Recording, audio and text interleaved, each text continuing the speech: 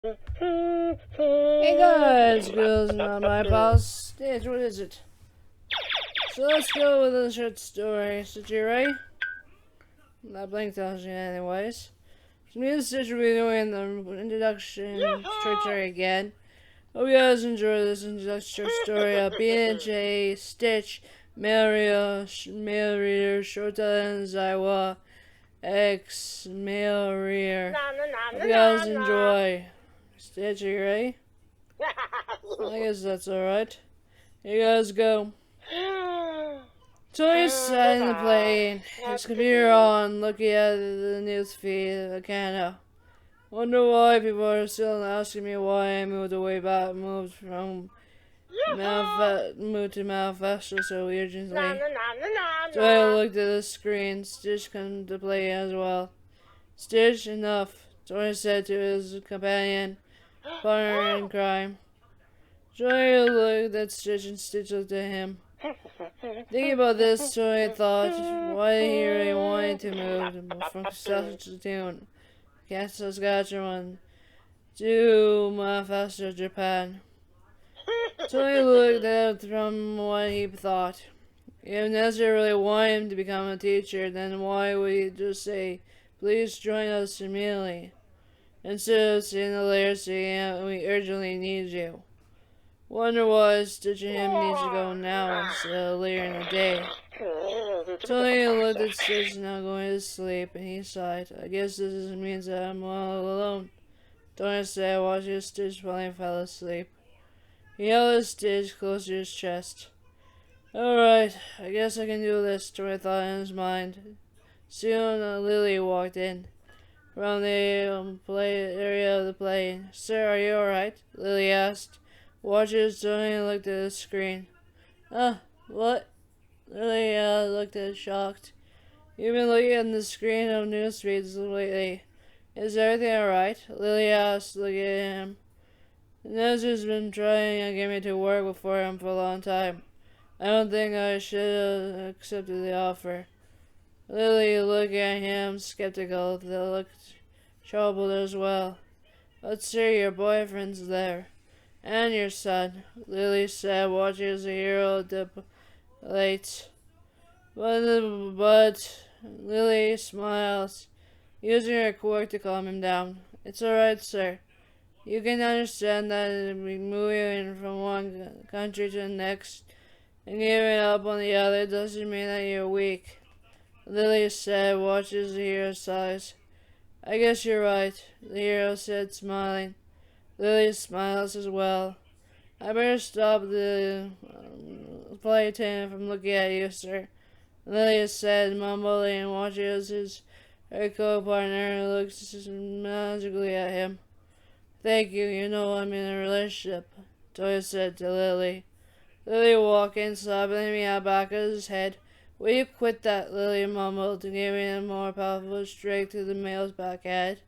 Oscar, looking in shock, said, why? He's in the relationship, didn't you remember? Oh, right, Oscar says, rubbing the back of his head where Lily striked.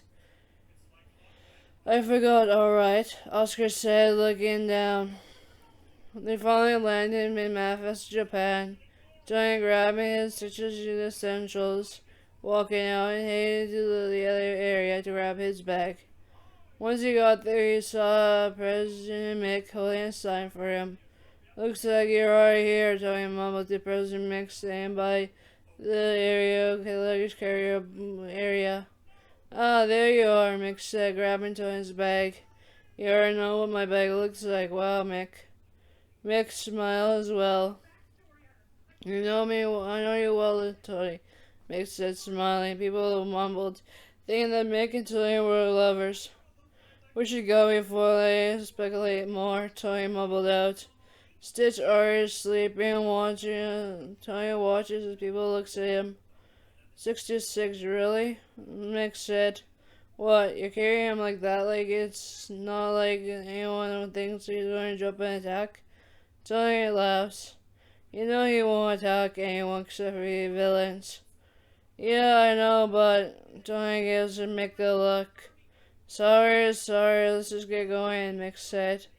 watching as Tony grabs Stitch's bag and walks away. So, like, are you going to be carrying it like that way, or should I carry it?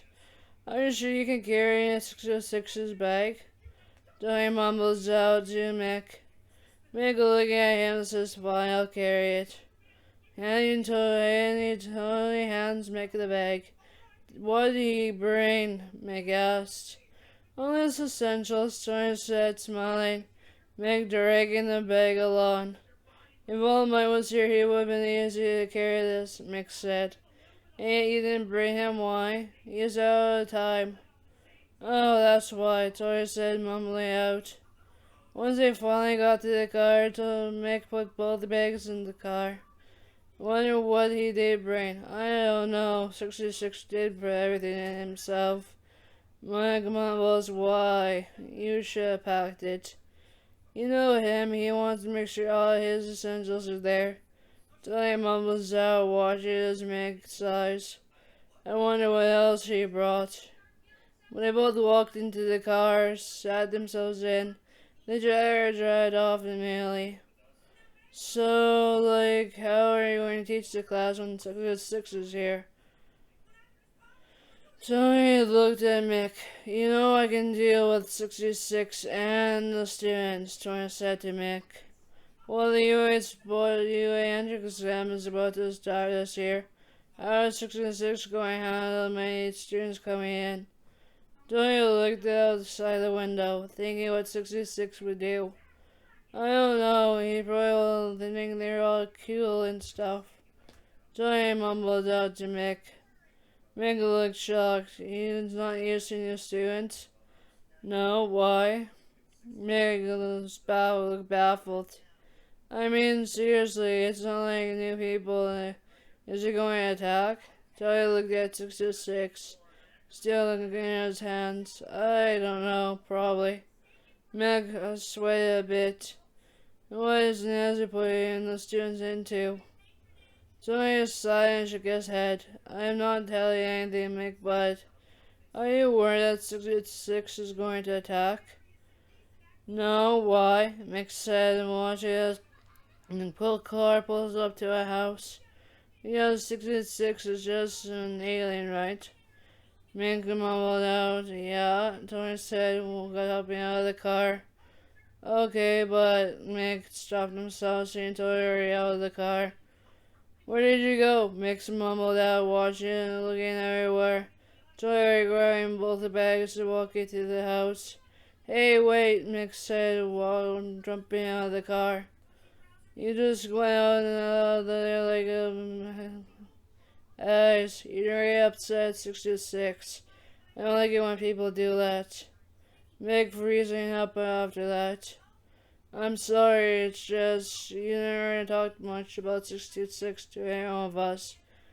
And yet here you are bringing 66 along. He's my friend, ally, and pet. I will do anything for 66. Shouta knows this. I know, but Tony gives Mick a look. If you don't care for 66, just leave me alone. Tony said, using his quirk to drag the bags into the house. See you later, Mick. Mick froze, still there, thinking what Tony said. I really screwed up, did I? Mick thought in his head. He went to the car and headed home. Meanwhile in the house, Tony slammed the door shut. 66 was still asleep. Made two footsteps around to the front door. Dad, are you alright? Shinso Hitoshi asked, looking at his dad. I'm fine, Tori said, sighing. Leaning against the door. Is it because of Mick? Shouta asked. He doesn't believe in 626, Tori said, looking at his friend and ally and pet. No one does, but you'll show them, don't you, Dad? Shinso said, smiling. Yeah, I will, Tori said, looking at 626. Tony walked back to the main room, sat down in the living room, and looked at 626. Don't worry, buddy. I always remember the day we met. Everything changed back then, but now we have each other. Tony said, smiling. Shouta sat beside him. Shinso taking the bags to the room. Don't worry, everything will be fine, Shouta said, smiling. No, it's not, Tony said, looking down. People don't believe in 626, or as I call him, Stitch. Tony had a teardrop drain down his eye. I know, but once I find out what Stitch really is, you'll understand Stitch is amazing, Shouta said, smiling. Tony smiled as well. I hope so. I hope you guys enjoy. Peace out, guys. Peace out, guys.